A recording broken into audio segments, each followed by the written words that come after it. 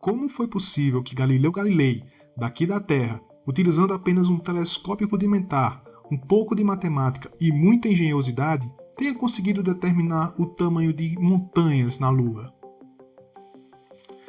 Na noite fria de 30 de novembro de 1609, sob o manto cintilante de estrelas que adornavam o céu de Pádua, na Itália, Galileu preparava-se para um feito que alteraria para sempre a compreensão da humanidade sobre o universo. Em seu quintal, apontou seu recém-aperfeiçoado telescópio para o céu noturno. O seu alvo era a Lua, o misterioso e luminoso corpo celeste que há milênios fascinava a humanidade com seu brilho prateado e suas fases em constante mudança. À medida que Galileu ajustava o foco do seu telescópio, uma nova visão da Lua começou a se revelar diante de seus olhos incrédulos. O que antes era entendido como uma esfera lisa e perfeita, revelou-se repleta de montanhas, vales e crateras profundas, lançando sombras e formando um terreno irregular e fascinante. Era uma revelação incrível. A superfície lunar não era uma esfera perfeita e imaculada, como os aristotélicos defendiam, mas sim um mundo em si, repleto de características singulares e imperfeições. A natureza da Lua, e em particular da sua superfície, sempre foi motivo de discussão e de debate desde a antiguidade, ao longo de toda a Idade Média até as vésperas do surgimento do telescópio. As manchas da Lua são bem visíveis a olho nu e levaram a que praticamente todos os povos as tenham tentado interpretar. Movido pelo desejo de compartilhar as suas descobertas revolucionárias, Galileu prontamente redigiu um pequeno tratado intitulado Sidereus Nuncius, ou O Mensageiro das Estrelas. Nesse documento ele detalhou o resultado das suas observações lunares, bem como também o resultado de observações de outros astros, e outras descobertas astronômicas igualmente surpreendentes, como as das luas de Júpiter, que mais tarde seriam conhecidas como luas galileanas, em sua homenagem. Publicado em 1610, O Mensageiro das Estrelas se tornou um best-seller instantâneo.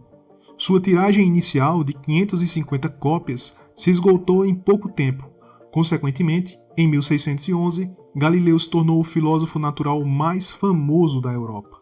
O livro foi uma obra meticulosamente concebida para capturar a imaginação e provocar admiração dos seus leitores através de uma narrativa ágil e de um estilo praticamente jornalístico.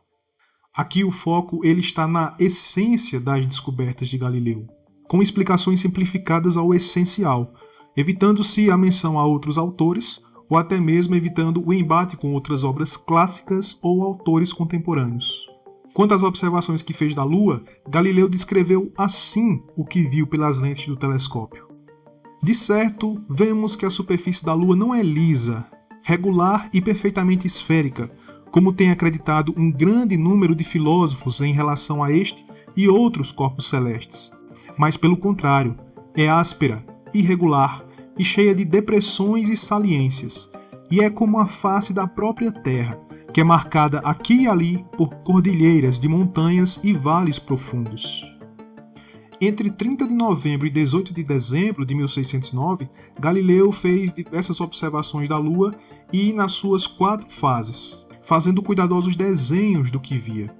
Seu estudo da superfície lunar é, antes de mais nada, um monumento à capacidade de observação e ao seu talento como desenhista. Fica clara a sua grande capacidade artística e ainda mais explícita a sua compreensão da importância das representações visuais como elementos persuasivos de imenso poder.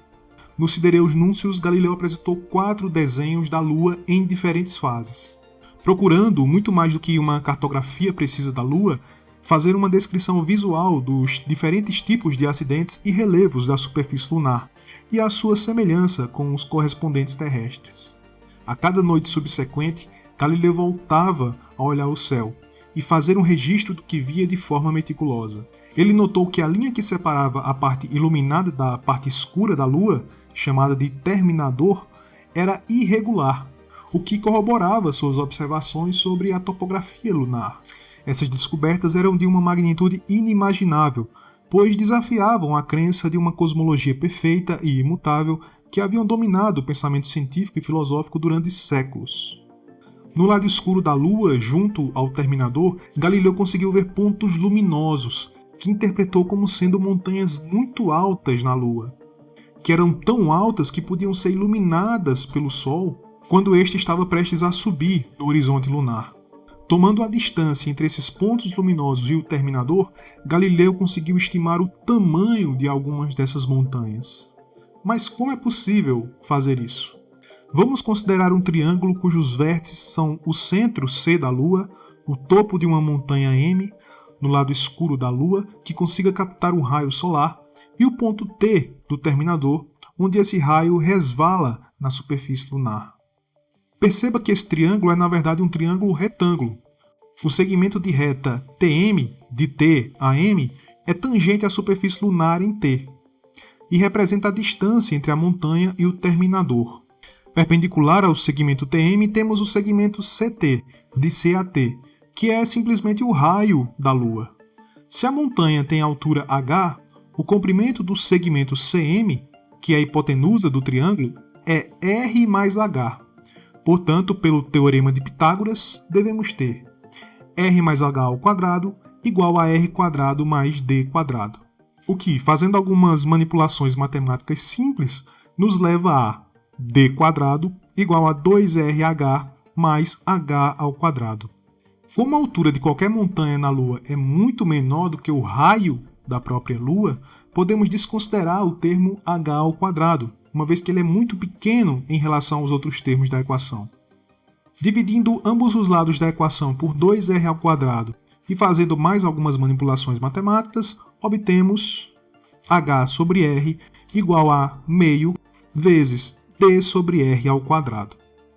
Galileu relatou que às vezes conseguia enxergar pontos brilhantes próximos ao terminador que estavam a uma distância deste o equivalente a 1/10 do raio lunar.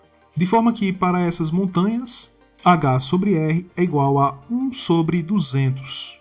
Galileu tinha estimado que o raio da Lua era de cerca de 1.600 km, e assim com esses dados, ele conseguiu estimar o que ele considerava o tamanho das maiores montanhas da Lua, H aproximadamente igual a 8 km. Na época que o Galileu fez essa descoberta, ainda não se tinha uma noção muito boa do verdadeiro tamanho das montanhas na Terra. Na verdade, acreditava-se que o tamanho da Terra, das montanhas na Terra, era de no máximo 2 km.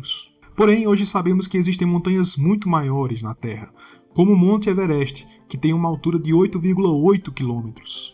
Dessa maneira, o que as observações e medições de Galileu demonstraram é que a superfície da Lua ela era muito semelhante à superfície da Terra.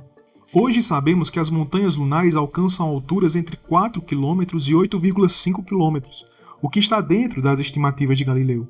A exploração da Lua por Galileu não foi apenas um marco na história da astronomia, mas também um testemunho do poder da observação, da curiosidade e da aplicação da matemática para desvendar os mistérios do universo. Com um telescópio simples e um profundo entendimento da geometria, Galileu não apenas contestou séculos de entendimento cosmológico, mas também nos deu uma visão mais precisa do nosso satélite natural. Suas observações, feitas há mais de 400 anos, não só estabeleceram a base para a astronomia moderna, mas também reafirmaram a importância do questionamento e da investigação científica. Assim, Galileu Galilei nos ensinou que, com as ferramentas corretas, com um pouco de curiosidade e um pouco de criatividade, os limites do conhecimento humano podem ser expandidos, permitindo-nos alcançar além do que podemos ver, para descobrir o que antes só podíamos imaginar.